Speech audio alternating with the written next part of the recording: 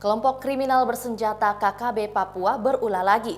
Kali ini KKB terlibat kontak senjata dengan TNI di distrik Mugi, Kabupaten Duga, Papua Pegunungan pada Sabtu 15 April 2023 sore waktu Indonesia Timur.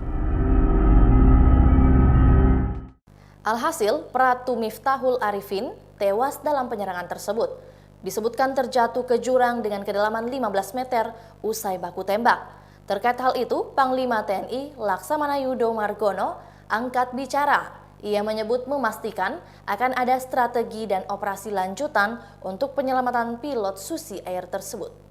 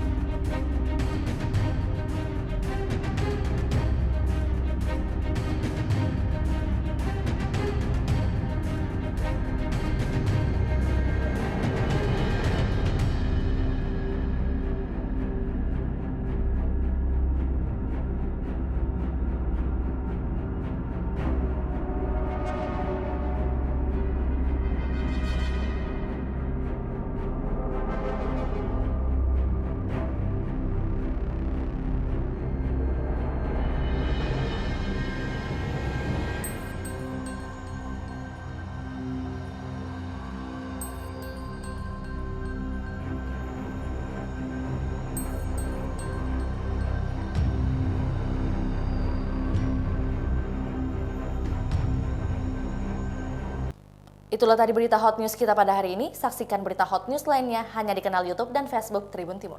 Terima kasih sudah nonton. Jangan lupa like, subscribe, dan share ya.